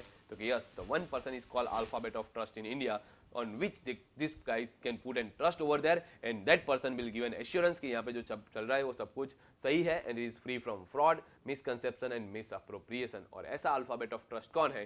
तो क्या one and only one, the most smart and intelligent people of India, that is called chartered accountant, and these shareholders are required to appoint one auditor over there who can do the periodic audit of the company and get this information to the shareholder कि भाई यहाँ पे जो सब कुछ चल रहा है वो एकदम सही चल रहा है। Means in case of company the periodic audit is compulsory. क्या कंपलसरी है फ्रेंड? पीरियोडिक ऑडिट कंपलसरी है, और this is also one of the characteristic of company. So company एक सेपरेट एंटिटी है, उसका ऑडिट कौन करना भी बहुत पीरियोडिकली करना बहुत जरूरी है। ओके, और इसी के साथ एक और पॉइंट हमने डिस्कस किया था फ्रेंड कि कंपनी इज हैविंग, शुरुआत यहीं से की थी कि company is always having limited liability. Okay, तो फ्रेंड इतने अलग अलग पॉइंट हमने डिस्कस किए in relation with the company. एक पॉइंट आप लोगों ने यहाँ पे बताया था और कि सर यहाँ पे ट्रांसफर ऑफ शेयर्स पे यहाँ पे क्या होगा, नहीं कर सकते प्राइवेट कंपनी में और पब्लिक कंपनी में कर सकते, but it is absolutely wrong. दोनों कंपनी में शेयर्स ट्रांसफर हो सकते हैं, यहाँ पे भी ट्रांसफर हो सकता है, यहाँ भी ट्रांसफर हो सकता है, बट यहाँ पे जो है वो थोड़ा सा रिस्ट्रिक्शन है। In case of private company, you can transfer your shares only to the relatives, close person or any other person who can nearer by you, means आपके कोई क्लोज पर्सन को आप ट्रांसफर कर सकते हो, बाकी पब्लिक को वहाँ पे इनवाइट करके शेयर्स नहीं दे सकते। इतना रिस्ट्रिक्शन वहाँ पे है, बिकॉज ऑफ द रीजन यहाँ पे भी ट्रांसफर हो सकता है, यहाँ पे भी ट्रांसफर हो, बट यहाँ पे कुछ रिस्ट्रिक्शन है, बट यहाँ पे कोई रिस्ट्रिक्शन नहीं है। ओके, तो here you can freely transfer the share. तो transfer of shares is a characteristic of company. Company के शेयर्स आप ट्रांसफर कर सकते हो, but certain restriction in case of private company, बाकी शेयर्स ट्रांसफर तो कर ही सकते हो। तो क्वेश्चन पूछेंगे आपको कि transfer of shares characteristic of which type of company, तो क्या characteristic of both the type of company, but word लिखा है just free transfer of share. तो वो फ्री ट्रांसफर ऑफ शेयर किस में आएगा? क्योंकि फ्री ट्रांसफर ऑफ शेयर्स आएगा just in case of public company. Public company में आप फ्रीली ट्रांसफर कर सकते हो, मुझे कोई भी पब्लिक में से किसी को भी सेल करना है कर सकते हैं, बट कैसे करेंगे फ्रेंड? अगर मुझे पूरे इंडिया में से कोई भी पब्लिक को शेयर सेल करने, कैसे करूंगा? कहां पे जाऊंगा शेयर करने के? क्या एवरी संडे सब लोग इकट्ठा होते हैं कोई नुक्कड़ पे कि भाई चलो मेरे को शेयर सेल करना है, या तो कंपनी के रजिस्टर ऑफिस में जाऊंगा, बाहर खड़ा रहूंगा, किसी को लेना है तो बोलो मैं कंपनी का शेयर मेरे पास है, ऐसा होगा? तो क्या करेंगे, कहां पे जाएंगे? तो एक प्लेटफॉर्म है हमारे पास, एट प्रेजेंट एक प्लेटफॉर्म है एक हमारे पास, कौन सा? Stock exchange. अगर आपको आपके शेयर सेल करने हैं, पब्लिक कंपनी है तो स्टॉक एक्सचेंज में चले जाओ, वहाँ पे आपको ब्रोकर को बोल दो कि मेरे को शेयर सेल करने हैं, वो आपका ऑफर वहाँ पे रख देगा, कोई परचेस करने वाला होगा उसके सामने सेट करके वो आपके शेयर सेल कर देगा। बट पहले क्या होता था, क्योंकि बहुत सालों पहले मैन्युअली आपको रिक्वेस्ट भेजना पड़ता था कंपनी को, फिर वो रिक्वेस्ट एक्सेप्ट होगी, eight the end of the month उसका सेटलमेंट होगा, मीन्स 1-2 महीने का पूरा प्रोसेस था। बट ये सब कुछ बहुत ईजी हो गया with the help of technology, और टेक्नोलॉजी की हेल्प की वजह से एक प्लेटफॉर्म रेडी हो गया जिसका नाम है स्टॉक एक्सचेंज। होगा जब भी आपको आपकी कंपनी के शेयर सेल करने हैं, यू कैन इजीली सेल और purchase the shares at stock exchange. Means जो कंपनी पब्लिक कंपनी है उसके शेयर्स पूरी पब्लिक में से कभी कहीं से भी परचेस हो सकता है, कहीं से भी सेल हो सकता है। और ऑनलाइन जो है टेक्नोलॉजी, ये स्टॉक मार्केट है, ऑनलाइन आप कभी भी ये शेयर्स कहीं से भी परचेस कर सकते हो, वो फिर इंडिया हो या पूरे वर्ल्ड में से भी कभी भी परचेस कर सकते हो। तो वो हर एक जो रिस्ट्रिक्शन था, जो कंस्ट्रेंट थी, वो सब कुछ टेक्नोलॉजी ने तोड़ दी, और you have crossed your boundary with the help of this technology and innovation. But जैसे ये हुआ फ्रेंड, क्या हुआ, क्योंकि जो कंपनी पब्लिक कंपनी थी वो आरओसी के साथ तो रजिस्टर्ड हुई थी, बट उनको डिसाइड करना था कि भाई कौन सा स्टॉक एक्सचेंज हम सिलेक्ट करें। तो इसलिए गवर्नमेंट ने एक प्रोसेस वहाँ पे डाल दिया कि जब आपकी कंपनी आरओसी के साथ तो रजिस्टर हो ही रही है, और आपकी कंपनी अगर पब्लिक कंपनी है तो you are also required to register with the stock exchange. And once you have register with the stock exchange, जिस दिन से आपने स्टॉक एक्सचेंज के साथ रजिस्टर किया, इट में भी Bombay stock exchange, national stock exchange, Ahmedabad stock exchange और एनी अदर स्टॉक एक्सचेंज, जितने भी स्टॉक एक्सचेंज है उसमें से कहीं से भी जाके, कहीं पे भी जाके आप वहाँ पे रजिस्ट्रेशन करवा सकते हो। Once the registration is done, means once ये रजिस्ट्रेशन हो जाएगा, मीन्स उस रजिस्ट्रेशन अप्रूव हो जाएगा, आपका नाम उस स्टॉक एक्सचेंज के लिस्ट के अंदर आपका नाम आ जाएगा, और उस दिन के बाद कोई भी आपकी कंपनी के शेयर्स वहां से ले सकता है और सेल कर सकता है, और जिस दिन से आपका नाम वहां पे आ गया, उस लिस्ट में ऐड हो गया, उस दिन से आपकी कंपनी को बोला जाएगा listed company. Means public companies are required to do their listing at stock exchange, and इसीलिए उसको क्या बोला जाता है, लिस्टेड कंपनी बोला जाता है। But in case of private company, क्या उनको पब्लिक को ऑफर देना है? नहीं, जो नियर बाय को होगा, क्लोज पर्सन होगा, उसको ही देना है, इसलिए it is always an unlisted company. इसको क्या बोलेंगे? Unlisted company. ये लिस्टेड है, ये अनलिस्टेड है। Okay, clear? समझ में आया फ्रेंड? तो ये लिस्टेड कंपनी है, ये अनलिस्टेड कंपनी। यहाँ तक कोई डाउट, कोई क्वेरी? अभी आपने जो डिफरेंसेस बताए थे फ्रेंड कि प्राइवेट कंपनी में कितने मेंबर होते हैं? Minimum 2, maximum 7, absolutely right. ये 50 अब मैक्सिमम, ये अनलिमिटेड, ये भी सही है। डायरेक्टर यहाँ पे 2, यहाँ पे 3, वो भी सही है। पेड अप कैपिटल भी सही है। अभी किसी ने बताया मुझे कि सर गवर्नमेंट कंपनी का interference in case of public company होता है, बट प्राइवेट कंपनी में नहीं होता है। इज इट सो? चलो पहले पब्लिक कंपनी की बात करें। क्या public company means government company? जैसे कि मैं 2 वेल नोन कंपनी की बात करता हूँ। एक वेल नोन कंपनी है जिसका नाम है जेपिंग इलेक्ट्रो प्राइवेट लिमिटेड, और दूसरी वेल नोन कंपनी है रिलायंस इंडस्ट्री लिमिटेड। अगर ये 2 कंपनी की बात करें, इसमें से कौन सी पब्लिक कंपनी और कौन सी प्राइवेट कंपनी? क्योंकि जेपिंग इलेक्ट्रो प्राइवेट लिमिटेड प्राइवेट कंपनी, ये पब्लिक कंपनी। ये जो पब्लिक कंपनी है, क्या गवर्नमेंट का 51% होल्डिंग होगा वहां पे? यस और नो? Absolutely wrong. अगर ये आपके माइंड में मिसकंसेप्शन है, निकालो माइंड से, निकालो साइड में, कि पब्लिक कंपनी मींस इसका मतलब ये नहीं कि गवर्नमेंट का वहां पे इन्वॉल्वमेंट होगा, वहां पे गवर्नमेंट के शेयर्स होंगे। 1 रुपए का भी होल्डिंग नहीं होगा तो भी उसको पब्लिक माना जाएगा। Public company means in which the public has invested the amount that called public company. हमारा रिलायंस इंडस्ट्री लिमिटेड को कौन सी कंपनी है? पब्लिक कंपनी है friend. But what about the government company? तो कौन सी कंपनी को गवर्नमेंट कंपनी मानेंगे? क्योंकि दोनों कंपनी गवर्नमेंट कंपनी बन सकती है। कब? क्योंकि when government has invested 51% or more in any of the company, then that company becomes the government company. So कई बार गवर्नमेंट को ऐसा लगा कि हमको इस कंपनी में इन्वेस्ट करना है, अगर उन्होंने इन्वेस्ट किया है 51% और मोर, then that company is called government company. अगर मेरी कंपनी में 51% इन्वेस्ट करते, तो मेरी कंपनी भले प्राइवेट लिमिटेड है, बट इसके साथ जैसे ही उन्होंने 51% इन्वेस्ट किया, वो गवर्नमेंट कंपनी यहाँ पे क्या बन जाएगी? सॉरी, वो प्राइवेट लिमिटेड कंपनी क्या बन जाएगी? गवर्नमेंट कंपनी बन जाएगी। सपोज उन्होंने 51% यहाँ पे इन्वेस्ट किया, तो ये कंपनी भी क्या बन जाएगी? गवर्नमेंट कंपनी बन जाएगी। एंड वर्डिंग्स देखो क्या है? 51% और मोर है, मींस एग्जैक्ट 51% हुआ तो भी चलेगा। ओके, तो फ्रेंड एग्जैक्टली 51% भी वहां पे चलने वाला है, कोई प्रॉब्लम नहीं है। तो एग्जैक्ट 51% होगा तो भी चलेगा, उससे ज्यादा होगा तो भी चलेगा। बट कौन सी गवर्नमेंट? सेंट्रल गवर्नमेंट या स्टेट गवर्नमेंट? भाजपा या कांग्रेस? तो सर भाजपा कांग्रेस नहीं होता है, सेंट्रल स्टेट गवर्नमेंट होता है।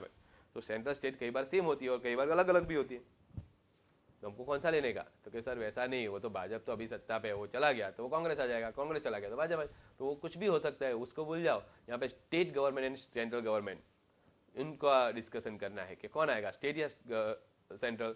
तो क्या दोनों आफ्टर ऑल है कौन? तो क्या गवर्नमेंट ही है ना। दोनों एक्चुअली है क्या? गवर्नमेंट। एक स्टेट गवर्नमेंट तो दूसरा सेंट्रल गवर्नमेंट, दोनों किसका पार्ट है? गवर्नमेंट का ही पार्ट है। एंड इसीलिए कंडीशन ऐसा बनाया है कि when in any company, when any government, it may be state government or central government, invested 51% or more jointly or severally. jointly means दोनों ने मिलके या तो severally invest किया है 51% or more, then that company is called government company. So याद रखना कि company in which government, any government, central government or state government invested 51% or more jointly or severally, then that company is called government company. इसको क्या बोला जाएगा? Government company बोला जाए। Means बहुत सारी अलग अलग कैटेगरी फ्रेंड हमने डिस्कस की। हमको लगता है there are 2 types of company, but ऐसा नहीं है कि प्राइवेट एंड पब्लिक नहीं है। गवर्नमेंट कंपनी भी आ सकती है, फिर लिस्टेड कंपनी भी हो सकता है, अनलिस्टेड भी हो सकता है, लायबिलिटी लिमिटेड लायबिलिटी भी हो सकता है, अनलिमिटेड लायबिलिटी भी हो सकता है। क्या फ्रेंड अनलिमिटेड लायबिलिटी कभी कंपनी होता है? तो क्या नहीं, नॉर्मली नहीं, क्योंकि हर एक के नाम के पीछे क्या लिखा होता है? Limited limited limited. Means company mostly क्या होती है? Limited. Limited by shares, limited by guarantee. Limited by shares means जितने उन्होंने शेयर्स लिए उससे लिमिटेड है। गारंटी मींस उन्होंने जितने की गारंटी दी है कि भाई 1 लाख की गारंटी मेरी, मींस वहां पे लिमिटेड बाय गारंटी आएगा। तो फ्रेंड यहाँ पे कंपनी जो होती है मोस्टली लिमिटेड होती है, but only one type of company we is called unlimited liability company. At present आप अनलिमिटेड लायबिलिटी कंपनी खोल ही नहीं सकते, ओपन कर ही नहीं सकते, लिमिटेड लायबिलिटी आएगा। But one company is considered as an unlimited liability company, and that is called statutory company. एक है, क्या है, तो क्या स्टैट्यूटरी कंपनी।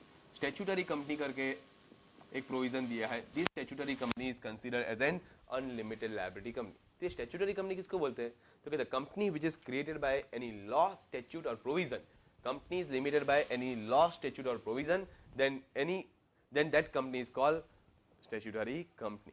तो फ्रेंड ये और गवर्नमेंट कंपनी अलग अलग है, तो कि यस गवर्नमेंट वर्ड क्या है, तो गवर्नमेंट का मतलब क्या है, जहाँ पे गवर्नमेंट ने 51% या ज्यादा इन्वेस्ट किया होगा उसको गवर्नमेंट कंपनी बोलेंगे। बट कोई कंपनी है, कोई प्रोविजन एक्ट या स्टैट्यूट आया है उसकी वजह से क्रिएट हो गया, that is called statutory company. For example RBI है, रिजर्व बैंक ऑफ इंडिया, कैसे इंट्रोड्यूस हुआ, कैसे क्रिएट हुआ, क्योंकि आरबीआई एक्ट आया, रिजर्व बैंक ऑफ इंडिया आया, जिस दिन एक्ट आया उसी दिन से ऑटोमेटिकली ऑर्गेनाइजेशन क्रिएट हो गया। एक आर्टिफिशियल पर्सन, क्या आरबीआई को हम देख सकते हैं, तो क्या नहीं, one type of artificial person which is invisible, intangible, still having existence in the eyes of law. तो क्या ये आरबीएल जो है वो प्रोप्राइटरशिप फर्म है? कौन प्रोप्राइटर है, कांग्रेस या भाजपा, सेंट्रल या स्टेट गवर्नमेंट? तो क्या प्रोप्राइटरशिप फर्म नहीं रख सकते।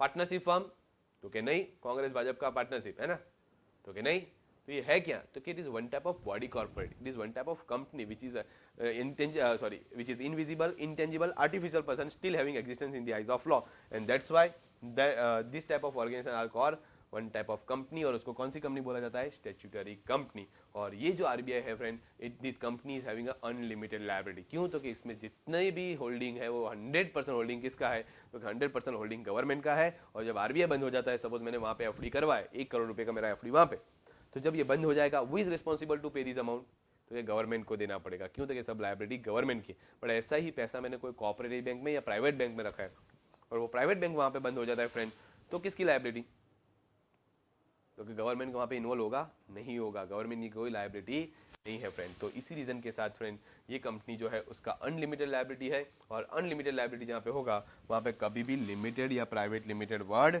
नहीं आएगा। तो स्टैट्यूटरी कंपनी ऐसी है जिसके लिए आपको 2 पॉइंट याद रखने हैं कि it is created by any statute, act और provision, and here you can not mention the word limited और प्राइवेट लिमिटेड, वहाँ पे वर्ड नहीं लिख सकते। क्यों, तो कि अनलिमिटेड लायबिलिटी कंपनी है, इसलिए वहाँ पे ये वर्ड नहीं लिखा जाता। तो क्वेश्चन मार्क हमारा ये बनता है कि क्या यहाँ पे कोई कंपनी अनलिमिटेड लायबिलिटी होती है, तो कि नो, यहाँ पे कभी भी अनलिमिटेड लायबिलिटी नहीं होती। हाँ, ये लिमिटेड लायबिलिटी कंपनी कन्वर्ट हो सकती है अनलिमिटेड लायबिलिटी कंपनी में, कब, तो कि एक ही प्रोविजन दिया है गवर्नमेंट ने कि when you are not able to maintain your paid up capital, अगर आप ये पेड अप कैपिटल मेंटेन नहीं कर पाए, then during the period you have not maintained this paid up capital, the person who is a shareholder, the person who is a member, the person who is a manager of the company are having a unlimited liability during that period. But once again अगर आपने maintain करना start कर दिया, उस दिन से वो वापस लिमिटेड में कन्वर्ट हो जाएगी। सो एनी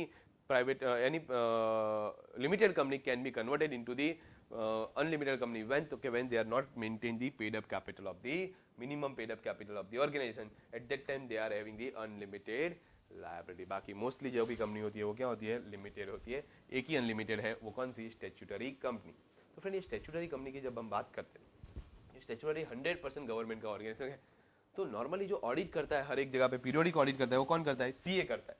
बट यहाँ पे ऑडिट कौन करेगा, तो कि यहाँ पे सीए नहीं कर सकता है, इसके लिए अलग प्रोविजन रखा है। इसका ऑडिट कौन कर सकता है, सीएनएजी। सीएनएजी का फुल फॉर्म क्या है, controller and audit general of India. So in case of statutory company the government has created its own cell, उसने खुद का ही सेल बनाया है, और उस सेल का नाम दिया गया है controller and audit general of India. Government क्या चाहती है कि भाई हमारी इन्फॉर्मेशन कहीं पे लीक नहीं होनी चाहिए, और इसी रीजन के साथ इसका ऑडिट गवर्नमेंट के ऑफिसर करेंगे, गवर्नमेंट ही करेगी। तो गवर्नमेंट अपना एक खुद का सेल बनाया है जिसको नाम दिया गया है सीएनएजी, और इसका ऑडिट कौन करेगा, सीएनएजी करेगा, उसके अलावा कोई करेगा नहीं फ्रेंड।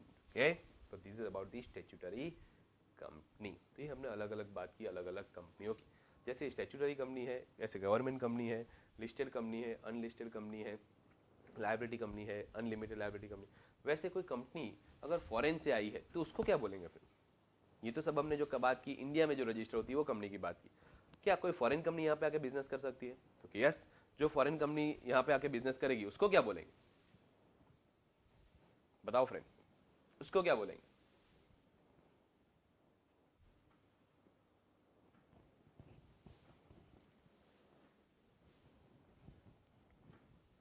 तो उसको बोलेंगे फॉरेन कंपनी। जो फॉरेन से आती है उसको क्या बोलेंगे, फॉरेन कंपनी। कोई फॉरेनर इंडिया आता है तो उसको क्या, कोई फॉरेन से आता है तो हम उसको क्या बोलते हैं, फॉरेनर बोलते हैं। तो कोई कंपनी फॉरेन से यहाँ पे आएगी तो क्या बोलेंगे, फॉरेन कर। यही है भाई, हंसने का नहीं, यही है, हाँ जो है ये वो फैक्ट है।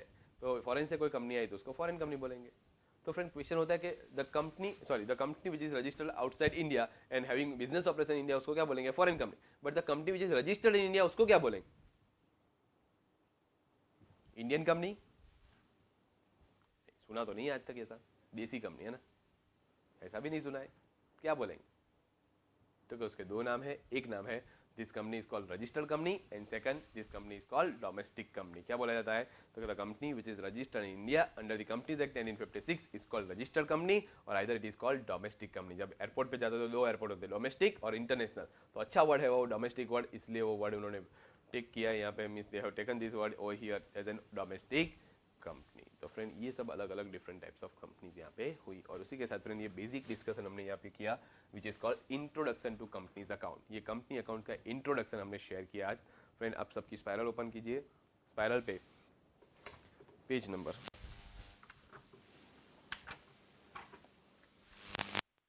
2 पे आ जाइए, पेज नंबर 292 पे आ जाइए फ्रेंड। वहाँ पे देखो उन्होंने दिया है chapter 9 introduction to companies account. Issue of share capital start करने से पहले एक छोटा सा चैप्टर दिया है friend, introduction of companies account. इसमें बहुत सारी अलग अलग इन्फॉर्मेशन दी है। सबसे पहले मीनिंग ऑफ कंपनी, जिसका फर्स्ट पैराग्राफ जो है उसको छोड़ देंगे, सेकंड पैराग्राफ से शुरुआत करेंगे friend. According to justice Marshall, a corporation is an artificial being, invisible, intangible and existing only in contemplation of law. तो ये हमने ऑलरेडी डिस्कस कर ली। फिर देखो silent features of the company. सबसे पहले क्या दिया है, इनकॉर्पोरेटेड एसोसिएशन, डिस्कस किया हम लोगों ने, यस। फिर separate legal entity, yes. Perpetual existence, yes. Common seal, limited liability, owners versus management, not a citizen बाद में डिस्कस करते हैं। फिर ट्रांसफर ऑफ शेयर आ गया।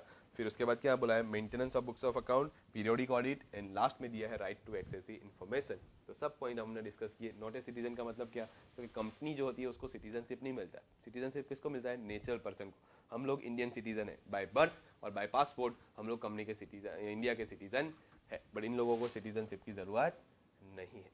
क्या ऐसा हुआ कोई बोलेगा मैं अपनी कंपनी को फॉरेन ले जा रहा हूँ तो उसका पासपोर्ट चाहिए, एयरपोर्ट बोलेंगे भाई मैं यहाँ पे हूँ, ये मेरा पासपोर्ट, मेरी कंपनी इस बैग में है, कंपनी का सर्टिफिकेट ऑफ इनकॉर्पोरेशन, तो ये उसका पासपोर्ट। ऐसा होगा, नहीं होगा। ओके, तो कंपनी को सिटीजनशिप नहीं दिया जाता है, रेसिडेंशियल स्टेटस दिया जाता है, बट वो हम आपको सिखाएंगे आईपीसीसी में, टैक्सेशन सब्जेक्ट में।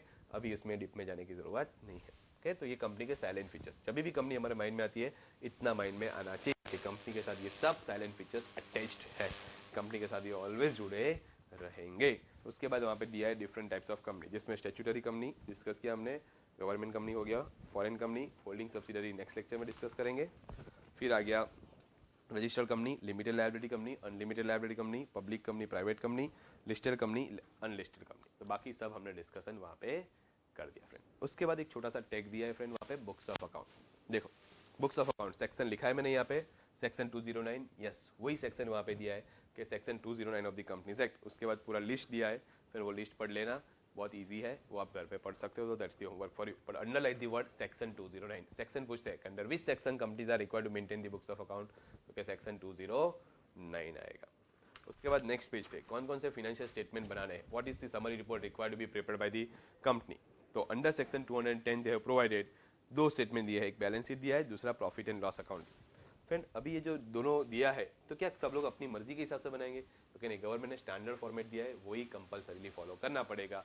एंड ऑन इसके बेस पे ये बुक्स ऑफ अकाउंट आपको प्रिपेयर करने। तो ये बैलेंस शीट का फॉर्मेट कहाँ पे दिया है, तो फ्रेंड उन्होंने ये बैलेंस शीट का फॉर्मेट जो है वो दिया है under schedule 6 part 1। okay, company has provided the format of balance sheet। Balance sheet का फॉर्मेट जो है फ्रेंड वो दिया है इन्होंने under schedule 6 part 1 and profit and loss account का बैलेंस दिया है अंडर शेड्यूल 6 पार्ट 2। ओके, तो फ्रेंड ये इतना ही आप पूरा याद रखना है, बाकी पूरा ये पैराग्राफ आपको याद रखने की जरूरत नहीं है। पूरे चैप्टर में इतना ही याद रखना, सॉरी पूरे चैप्टर में नहीं, पूरे ये पैराग्राफ में आपको इतना ही याद रखना है, बाकी याद रखने की जरूरत नहीं है फ्रेंड। ओके,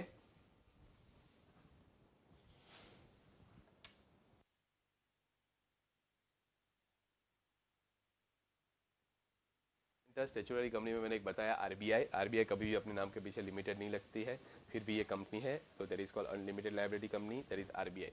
उसके अलावा मोस्टली अभी मार्केट में कोई अनलिमिटेड या स्टेचुटरी कंपनी नहीं रही, बाकी सब लिमिटेड में कन्वर्ट हो चुकी है। ओके, दूसरा क्या क्वेरी है, periodic audit means after certain period जब आप कंपनी के बुक्स ऑफ अकाउंट ऑडिट करवाते हो तो उसको बोलते हैं पीरियोडिक ऑडिट। ऑडिट कौन कर सकता है, सीए नहीं बोलने का, क्या बोलने का, the most smart and intelligent people of India, that is called chartered accountant. बराबर है।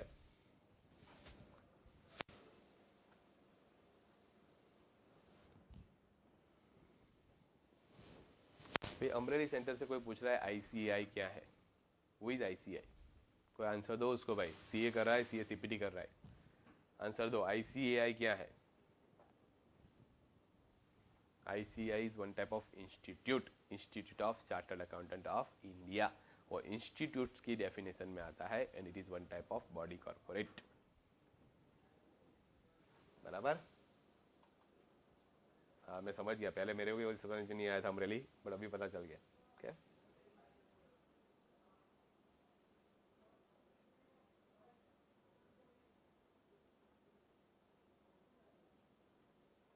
ओके फ्रेंड्स, तो आज के लिए इतना काफ़ी है। फ्रेंड बॉडी कॉर्पोरेट आपको रिस्पेक्टिव सब्जेक्ट में पढ़ाएंगे, डिटेल में मैं नहीं पढ़ा सकता, तो रिस्पेक्टिव सब्जेक्ट में टैक्सेशन में आएगा फ्यूचर में। क्या आईपीसी में आ जाओ, सब सिखाएंगे। okay. तो फ्रेंड आज के लिए इतना काफ़ी है। Basics of accounting basics of companies account इतना ध्यान में रखो, फिर इसी के बेस पे आगे बढ़ेंगे with main chapter that is called issue of share capital. तो मिलते हैं कल सुबह 10:30 बजे, मेरा लेक्चर है। उसके आगे पीछे किसका लेक्चर है मुझे पता नहीं है, बट मेरा शेड्यूल मैं आपको बता रहा हूँ, 10:30 to 1:30 मेरे लेक्चर में आपको प्रेजेंट रहना है। That means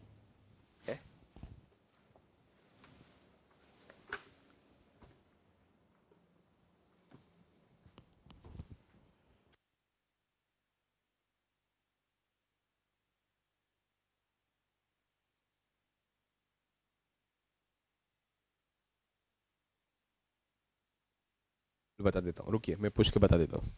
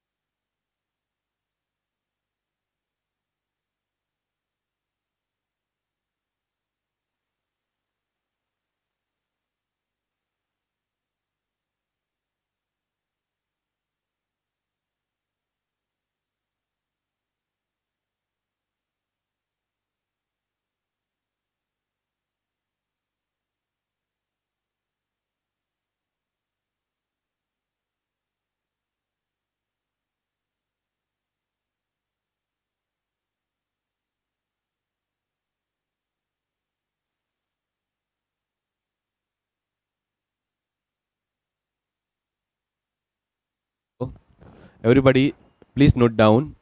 Tomorrow you have lecture from morning 8 o'clock to 10:30. Kashyap Trivedi sir for maths. Then 10:30 to 1:30, Harshesh Jaswani sir for accounts, and 2 to 5, Ashish sir. Again repeating, 8 to 10:30, Kashyap sir, 10:30 to 1:30, Harshesh Jaswani sir, 2 to 5, Ashish sir. Okay. So 8 o'clock से लेके 5 बजे तक आप हमारे साथ हो. Kashyap sir, Harshesh sir and Ashish sir तीनों की बुक्स लेके आना.